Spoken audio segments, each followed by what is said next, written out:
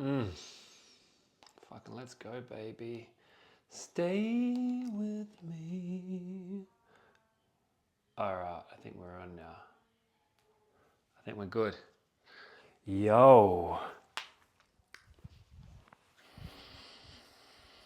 Hello, my name is Mark, and in this video, I'll be explaining how I chose myself finally and how you can do that too for yourself and how that changes everything in your life.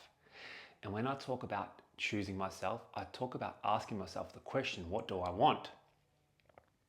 Right? What do you want? Because so often in life, we live on autopilot. We're a slave to the mind, and it's the programs that's been created, conditioned from childhood, from the first 7 years of our life. If you think about it, it's like our mind, this open subconscious mind, is a sponge, and it's absorbing its environment, everything around it, from our parents, from our family members, siblings, from school, all these different environments that we're soaking in. We're creating this program, and it becomes a program that is set on autopilot, and our life becomes just repeating patterns, right?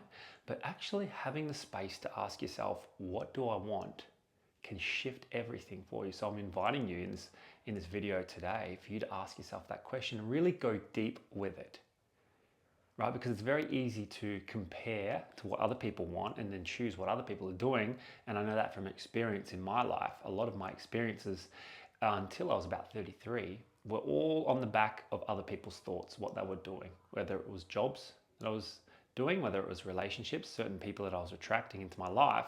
It was all of a reflection of other people's thoughts and feelings, as well as the secret, the key, the one thing that really shifted everything for me was actually feeling love within myself, actually feeling worthy. And that's the moment that I chose myself. So in my experience growing up in a small country town, I was a middle child of three boys, and I was very much a people pleaser. Like, I was highly empathetic, and I was always just going to the rooms and making sure that everyone else was okay, and not really having that confidence and that belief in myself of knowing what I want. I was always reaching outside of myself for validation, for acceptance, and that was a safety, it was a survival mechanism for me to feel safe, right? And then growing up into my teens, 20s, and 30s, I attracted romantic relationships that were resonating on that frequency of the lack of love that I felt within myself. Because deep down, what we're experiencing in this physical reality is all a reflection of how we fundamentally feel about ourselves, our true core beliefs, right? Which, as I said before, it's instilled in us in childhood. It's a program, and it's really our responsibility to observe the thoughts coming up and then to choose a different path. Just I wasn't doing that second part. I got into the habit of just being on autopilot, which I'm sure a lot of us can resonate with. It's like if you're driving your car to work and you don't really know how you got there, you just got there. That's what's going on with our minds, right? So what I'm doing is inviting you into the opportunity to ask yourself, what do I want? Right? And everything shifted for me in this moment of realizing this, right? So, like I said before, I attracted relationships that were in resonance with this lack of love that I felt within myself, which was a reflection of me observing, say, my parents, because how you think about your parents and feel about your parents, their romantic relationship, coincides with the romantic relationship that you're likely to attract in your life, in your physical experience.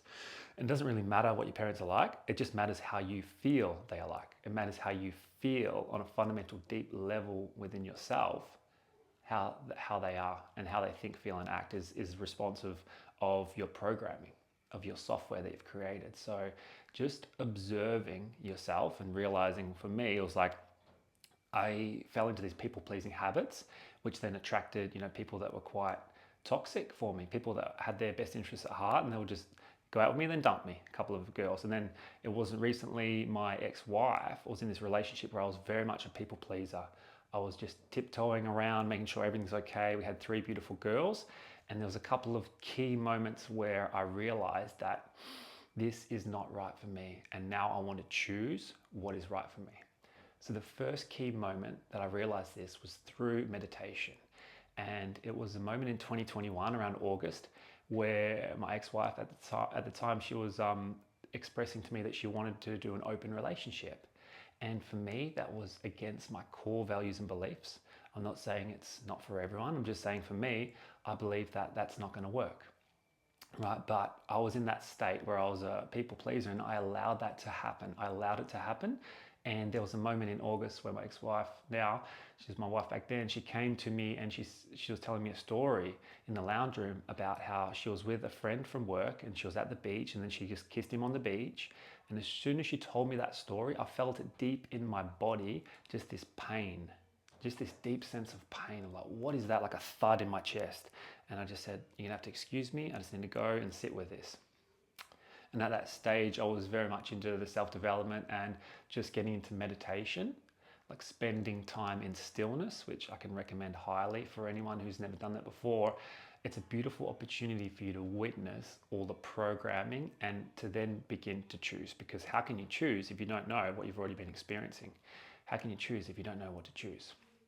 So within that space that I gave myself, I sat with this feeling inside of my body, and there was this deep feeling of unworthiness.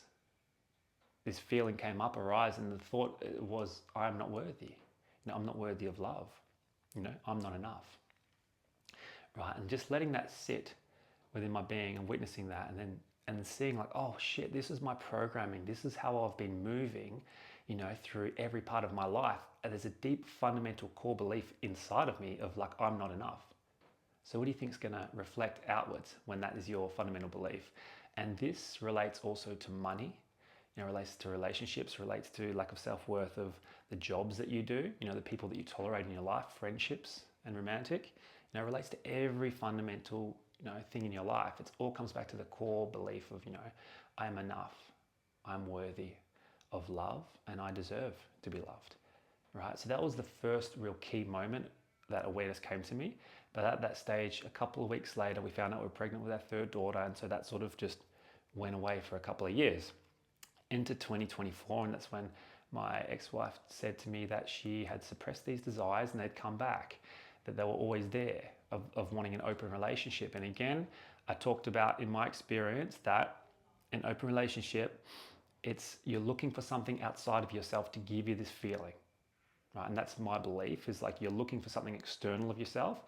And in my past experience, it's been numbing myself through social media, scrolling, through eating sugary foods, it used to be porn, right? It's all these little things, these little coping mechanisms that had helped you to survive at a certain stage. But now when you're calling in this new version of yourself, when you're being specific and finally choosing yourself, then you get to realize that these are no longer in alignment with who I am and who I'm calling in, right? And so just witnessing this coming up in 2024 for the first 4 months of that process, again, I was a people pleaser and I allowed that to go through. I allowed that experience to take place, and I was on the receiving end of just knowing that my partner at the time was out there having sex with other men, and then I was at home and I was just feeling a lot of pain and trying to coach myself through that experience, right? And it reached a point of pain where I was like, that's enough. I can't fucking do that anymore, right? And you don't have to reach that level of pain for you to change. You can literally change in a moment now if you choose. If you want something, you can choose it, have the intention, and then from the intention, that is where everything can surface, right? That's where you can witness the beliefs that are holding you back, the limitations, the blocks, the distractions, the numbing coping mechanisms and things that you're avoiding. And then you can let go of that, and at the same time, bringing in this new version of you, this new higher self. And that's what I talk about a lot with my partner, Sara, my soulmate, I'll mention in a second. We talk about embodying your higher self. What would my higher self do, right? And so for me, the first 4 months of this experience, a lot of pain, trying to coach myself through it, moving through that, right? And the biggest thing was allowing that situation to take place. And later on, I realized, like feeling this guilt, right? I realized I had a moment where I was like asking God, the universe, of like, okay, if I'm going to go through this process, I want to meet someone on the mental, emotional, physical, and spiritual level. And had that intention, right? I got to that level of pain where I'd had enough, where I'm like, fuck it, I'm going to surrender to it. And this is my life right now. Even though I had no idea where it was going to go, I was just surrendering to that process. And in that surrendering, I had the intention, and it came from a pure place of like, okay, if I'm going to do this, I'm going to meet someone on the mental, emotional, spiritual, and physical level. And that's exactly what happened. It's exactly what I called in when I chose myself, right? Because at the same time this was happening, I was participating in this open heart meditation from Aaron Doherty. He's this spiritual dude out of America. And what that meditation was all about was opening up your heart and allowing that love in for yourself. Right? Because as I said, as a people pleaser, all through my childhood, being a middle child, making sure everyone's okay, just doing my thing, I was not really prioritizing at all myself. I was not asking myself, what do I want? I was not giving myself the love because I didn't feel like I was worthy of that love, right? And that's what attracts certain people into your life. And in that experience, the surrender to my life and choosing, what I wanted, that was when everything shifted very, very fast. It was within a month and a half where my soulmate Sara came into my world, and she was already in my world at the same time, and she was doing her own sort of inner work. She was doing frequency work, really focusing on the feeling and being specific and journaling, calling in that soulmate. For me, it was all about opening up to the love within myself and feeling worthy of myself, right? And that's when I chose myself. There's a good month and a half there in March and the start of April where I was really doing the work internally and doing this meditation daily and really feeling how it felt like to feel worthy of love. Right? And it's a funny thing that happens when you start to feel it within yourself, you see it outside of yourself. It's a reflection and it's instantaneous. It's as fast as you want it to be if you truly believe that, right? And that's what I've experienced. And through that process of choosing myself, that was when I opened myself up to things that I could never thought were possible, right? Like finding a soulmate, finding a woman who loves me for being me. As opposed to being in a relationship where I was manipulated, where I was just a people pleaser, right? I attracted that. That was a result of me not feeling at a fundamental core level that I was worthy of love, right? But this is the most beautiful thing, that we have this life experience, that we can observe ourselves and bring it back to you are in control of your life, right? You're in control of your life. And as you start to explore that deeper, know that you can change. You can change it in an instant. You just have to choose it. And that was the first real step for me, is actually choosing. And then from there, that's when everything shifted. Doing the work, meditation, time in stillness, observing the thoughts coming up. It's what shifted my reality very fast. And it's been a process. Because as I'm now in this beautiful soulmate relationship, I'm embodying that beautiful energy with Sara, I'm now nurturing my nervous system as it is now feeling safe in a safe environment. Because previously, all my life up until 6 months ago, my nervous system felt safe in a chaotic environment. And there's no harm by me. It's just a reflection of what I truly believed about myself. And I'm inviting you guys to do this work. Really, like the best thing you can do, your biggest teacher in life is yourself. Is your environment, is your experience, your relationships to yourself, your relationships to the people around you, your relationships to everything. We're really fundamentally experiencing this world in terms of our relationship too, right? And so I invite you just to spend 15 minutes. You can put a timer on, sit down in a quiet place where you're not disturbed, where if you want to, you can listen to some frequency music at a light level, or just go into silence. Because I recommend that silence is my greatest teacher. Spend 15 minutes and just ask yourself the intention, what do I want? And just see what comes up for you, whether that's for your relationships, whether that's for your business, whether that's for your lifestyle, and fundamentally for yourself, like what do you want? Because if you start to do this work, if you start to ask yourself this question, everything can shift for you in a very, very fast amount of time. Because really, we're looking at, the time fundamentally as it's linear, but the reality is it's relative. It's relative to your own personal experience. We're experiencing this world as a reflection of what's happening inside of us. So you have the power to shift everything. You have the power to go within, and I invite you to ask yourself that question. Spend some time with yourself. See what comes up for you. And this is the one thing that shifted everything for me.